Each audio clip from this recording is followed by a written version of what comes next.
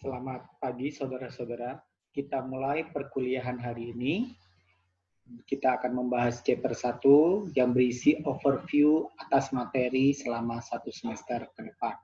Judulnya The Role of Managerial Finance. Nah, ini tujuan pembelajaran. Nah, diharapkan setelah saudara belajar chapter 1 ini, saudara akan memahami semua hal yang ada di dalam learning pembelajaran ini. Nah, kita mulai dari yang pertama. Apa itu keuangan? Nah, di sini dikatakan keuangan atau manajemen keuangan didefinisikan sebagai ilmu dan seni untuk mengelola uang. Yang namanya manajemen itu selalu ada science and art, ilmu dan seni. Kenapa? Karena ketika kita belajar manajemen, kita belajar tentang teori, kita belajar tentang postulat dan berbagai hal. Dan itu merupakan, dan itu adalah karakteristik dari suatu science atau ilmu pengetahuan. Terus kenapa ada istilah art juga atau seni? Karena ketika saudara belajar manajemen, suatu teori manajemen yang sukses diterapkan di berbagai negara, belum tentu bisa dapat diterapkan langsung di Indonesia, sehingga harus ada seni penyesuaiannya. Nah, manajemen keuangan sendiri pada dasarnya dibagi dalam 3 kelompok besar, yaitu keuangan personal, ini bicara tentang keuangan keluarga, keuangan individu, kemudian keuangan dalam konteks bisnis. Nah, ini yang akan kita pelajari di mata kuliah pengantar manajemen keuangan dan manajemen keuangan. Kemudian yang satu lagi adalah yang sifatnya non-profit organisasi. Jadi ada 3, personal, bisnis, dan non-profit. Non-profit itu contohnya untuk organisasi pemerintah dan macam-macam. Nah, di antara ketiga hal ini, yang paling sulit adalah bisnis kontak. Maka nanti di mata kuliah pengantar manajemen keuangan dan manajemen keuangan, itu fokus kita adalah levelnya bisnis kontak. Ya, jadi kalau kita menguasai keuangan di level bisnis kontak, maka itu dengan mudah kita terapkan di keuangan personal maupun di keuangan organisasi nirlaba. Nah, ini ada beberapa peluang saudara bisa berkarir di bidang keuangan, meliputi banking, personal financial planning, investasi, dan macam-macam. Ya. Nah, peluang ini kita lihat sebagai seorang manajer keuangan, saudara memiliki tugas untuk mengerjakan tugas-tugas sebagai seorang manajer keuangan. Apa saja? Nah, tugas-tugas itu bisa meliputi merencanakan budget, kemudian memperluas kredit kepada customer, mengevaluasi pembelanjaan dalam jumlah besar atau expenditure, kemudian melakukan pendanaan. Ini tugas-tugas utamanya, nanti kita lihat lebih jauh. Ya.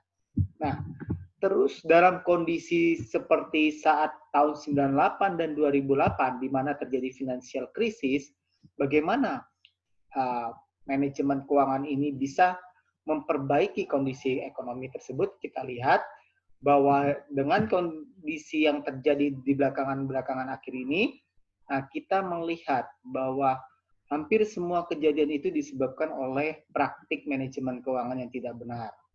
Nah, adanya global kompetisi, perkembangan teknologi, itu membuat kompleksitas manajemen keuangan menjadi semakin bermasalah. Oke? Nah, untuk itu saudara harus semakin memahami manajemen keuangan. Apalagi nanti saudara akan hidup di era di mana kita akan terkoneksi dengan berbagai negara di dunia. Jadi, transaksi kita pasti akan terkait dengan ekspor impor, dan itu akan terkait dengan yang namanya currency yang berbeda, mata uang yang berbeda, dan ini perlu diproteksi terhadap risiko-risiko pergerakan nilai tukar. Oke? Nah, ini ada beberapa gelar praktisi, ya.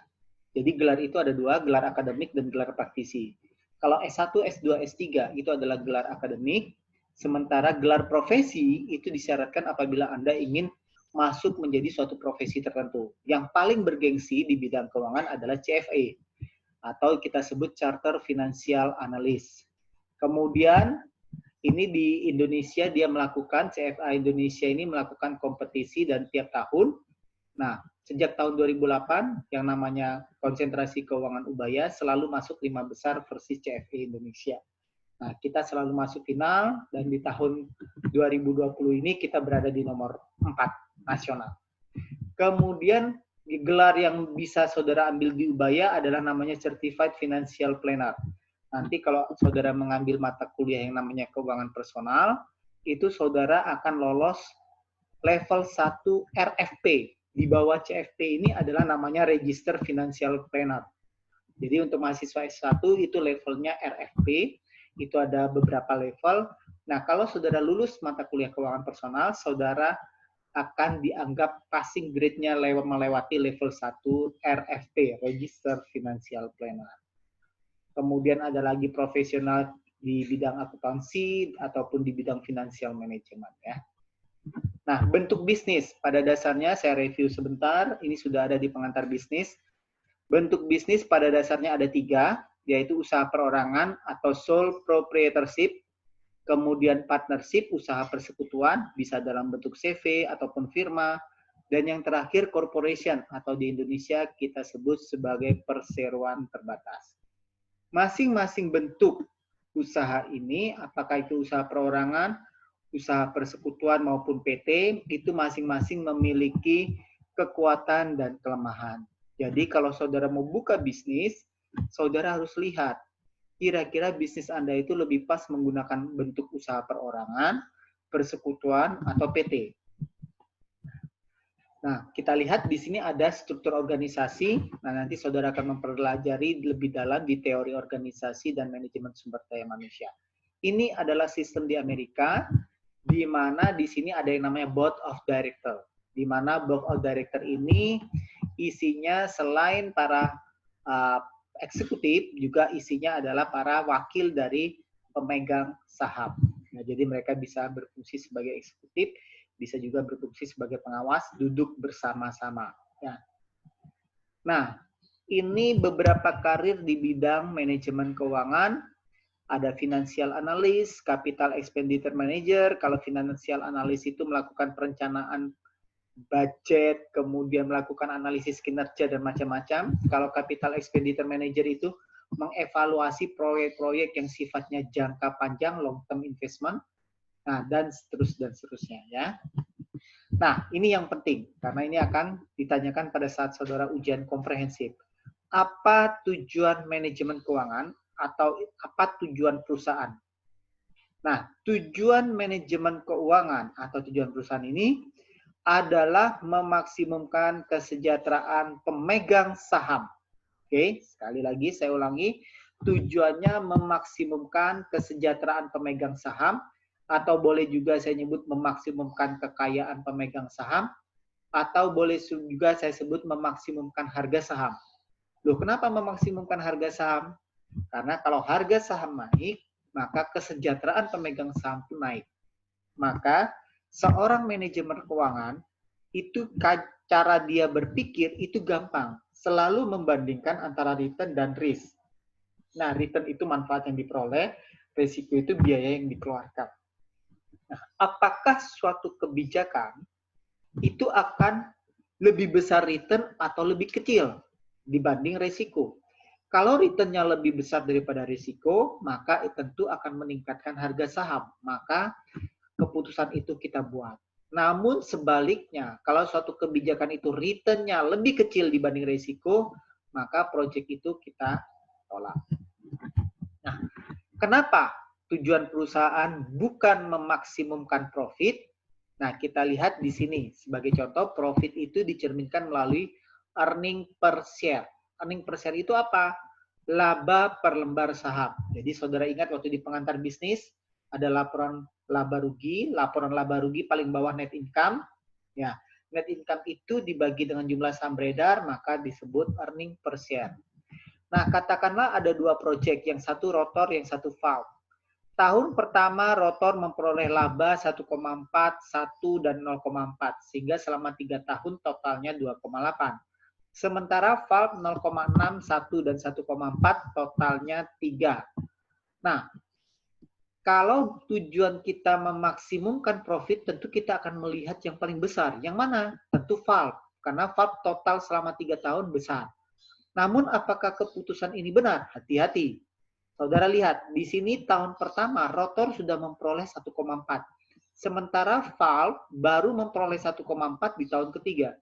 Pertanyaannya, mana yang lebih bernilai 1,4 tahun pertama atau 1,4 tahun ketiga? Tentu yang lebih bernilai adalah 1,4 tahun pertama. Nah, kenapa kok 1,4 tahun pertama lebih bernilai? Nah, karena 1,4 ini tahun pertama kita bisa melakukan pembelian berbagai macam barang. Namun kalau tahun ketiga paling mungkin saya akan mendapatkan barang yang sama dengan kuantitas lebih dikit. Kok bisa seperti itu? Karena ada nilai waktu uang. Ya, itu sangat dipengaruhi oleh yang namanya tingkat inflasi. Dulu saya 1,4 ini misalnya bisa beli sepeda motor. Mungkin karena 3 tahun lagi harga sepeda motor meningkat, maka 1,4 ini saya tidak bisa beli sepeda motor baru. Oke? Nah, jadi tujuan perusahaan bukan memaksimumkan profit. Kenapa? Karena yang satu, profit itu tidak mencerminkan waktu, nilai waktu uang. Oke? Yang kedua, profit tidak mencerminkan arus kas. Yang ketiga, profit tidak mencerminkan resiko. Ya. Kita lanjut. Apakah kalau tujuan perusahaan memaksimumkan kekayaan pemegang saham, maka dia mengabaikan stakeholder? Nah, ingat loh ya, stockholder atau shareholder itu beda dengan stakeholder. Kalau stockholder atau shareholder itu adalah pemegang saham, sementara stakeholder ini adalah pemangku kepentingan. Siapa itu pemangku kepentingan? Pemangku kepentingan adalah semua pihak yang berkepentingan dengan organisasi. Siapa itu? Karyawan, customer, supplier, dan seterusnya. Pertanyaannya, apakah kalau tujuan kita memaksimumkan kesejahteraan pemegang saham, maka kita mengabaikan stakeholder lainnya? Contohnya, customer. Ya. Nah, logikanya begini. Kalau tujuan perusahaan itu memaksimumkan pemegang saham, kekayaan pemegang saham, pertanyaannya, kapan kekayaan pemegang saham akan naik? Tentu pada saat harga saham naik. Kapan harga saham akan naik? Tentu logikanya bila kinerja bisnis, kinerja keuangan perusahaan juga baik. Kapan kinerja keuangan perusahaan itu baik? Bila mana pendapatannya naik, biayanya bisa kita tekan sehingga labanya menjadi besar.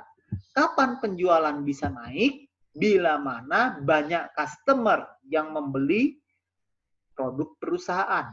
Pertanyaannya lagi, kapan customer akan membeli produk perusahaan? Bila mereka merasa puas. Jadi, memaksimumkan kekayaan pemegang saham itu seiring dengan kepuasan dari customer. Jadi bukan sesuatu yang bertentangan. Nah, kemudian etika bisnis nanti ada mata kuliah khusus namanya etika bisnis di tempat kita ya. Jadi saya tidak akan bahas supaya tidak overlapping, tidak tumpang tindih. Nah, terus kita lihat bagaimana hubungan manajemen keuangan dengan ilmu ekonomi dan ilmu akuntansi. Nah, itu saudara ingat, manajemen dan akuntansi itu berasal dari pohon ilmu yang sama, yaitu ilmu ekonomi. Jadi ada pokok pohon ilmu ekonomi, kemudian ada ranting namanya manajemen, ada ranting namanya akuntansi.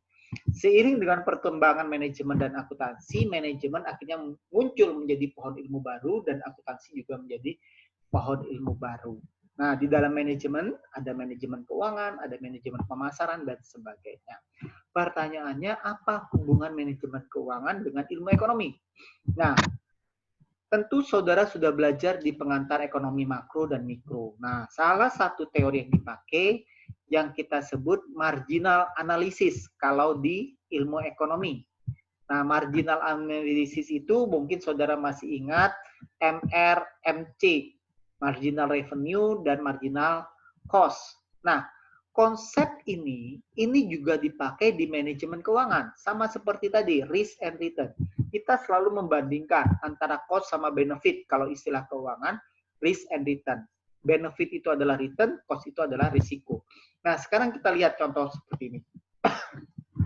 Katakanlah, ada perusahaan ingin menggantikan sebuah komputer lama dengan komputer baru. Kalau dia masih menggunakan komputer lama, itu dia memperoleh manfaat 3.000. Sementara kalau kita menggunakan komputer baru, kita lebih efisien, lebih cepat prosesnya, sehingga kita memperoleh manfaat 10.000. Jadi kalau komputer lama diganti dengan komputer baru, maka kita ada yang namanya marginal revenue, marginal benefit sebesar 7.000. Tapi jangan lupa, kalau kita mau menggunakan komputer baru, maka kita harus beli dengan harga 8.000. Komputer lamanya tentu kita jual. Kita jual, nanti kita ada kewajiban pajak, maka netnya berapa?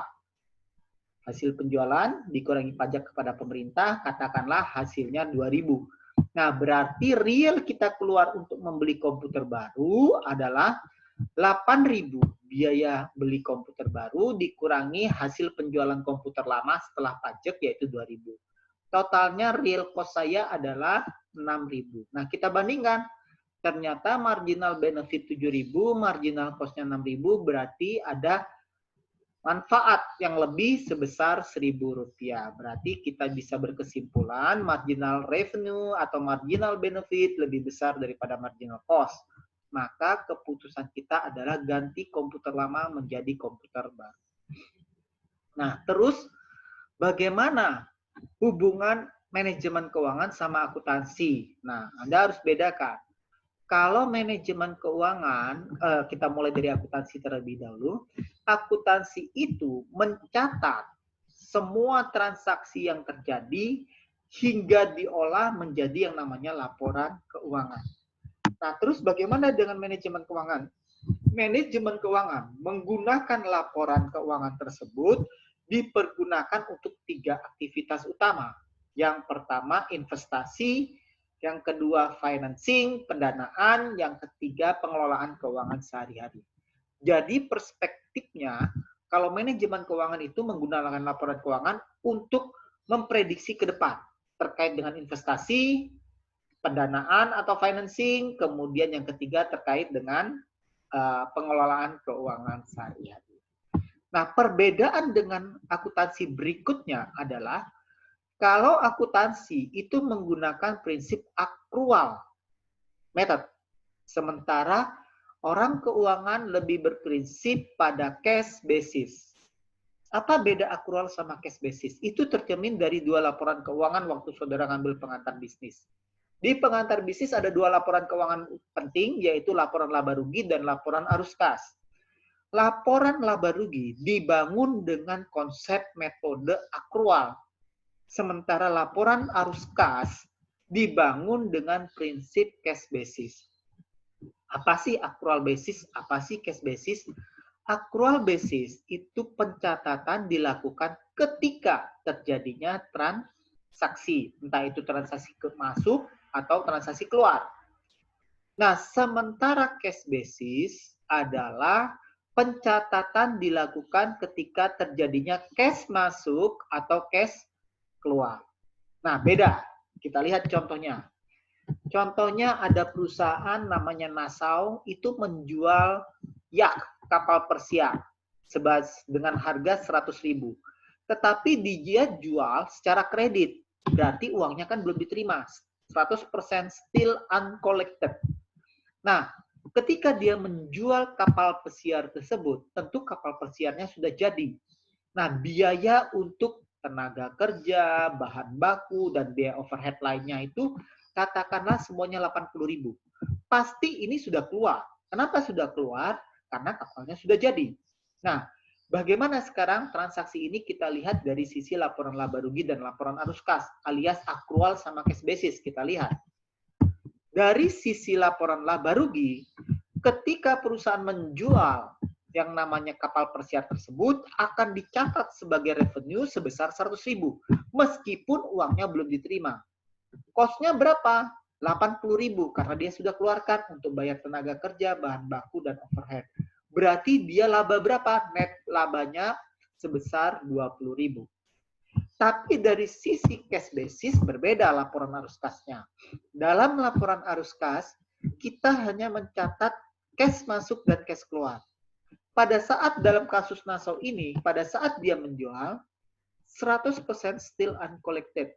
Berarti ini masih dalam bentuk piutang. Berarti ada penerimaan cash nggak? Jawabannya tidak ada. Sementara apa? Berapa cash outflow-nya? Tentu 80.000 sudah kita bayar kepada tenaga kerja, kepada bahan baku, dan biaya overhead. Berarti di sini kita lihat cash basisnya, cash flow statement-nya ternyata kita malah minus 80.000. Nah, inilah beda laporan laba rugi sama laporan arus kas. Laporan laba rugi menggunakan prinsip accrual basis, laporan arus kas menggunakan prinsip cash basis. Nah, dua-duanya sama penting, ya. Bagi teman-teman akuntansi, accrual basis itu penting supaya pencatatan kita rapi, semua diakui ketika terjadinya transaksi. Tetapi bagi seorang manajer keuangan tidak cukup, kita harus pakai cash. Kenapa? Karena manajer keuangan kalau mau investasi harus bayar pakai cash. Kalau mau kita bayar karyawan juga harus pakai cash. Maka ketika dia mengelolanya harus menggunakan prinsip cash basis. Nah, oke. Itu hubungan antara keuangan dan akuntansi. Terus apa sih aktivitas utama keuangan? Tadi tujuan manajemen keuangan adalah memaksimumkan kesejahteraan pemegang saham. Untuk mencapai tujuan tersebut ada 3 aktivitas yang akan dilakukan. Yang pertama investasi. Ya, investasi jangka panjang. Yang kedua pendanaan. Kalau kita mau investasi jangka panjang tentu kita cari dananya dari mana? Bisa dalam bentuk long term debt, jangka panjang, atau penerbitan saham. Yang ketiga adalah pengelolaan keuangan sehari-hari yang kita bicara tentang current asset dan current liabilities. Oke, silakan saudara lihat di silabus, itu ada penjelasannya di deskripsi silabus. Nah, kemudian supaya kinerja manajemen keuangan itu menjadi baik, maka dibutuhkan tata kelola.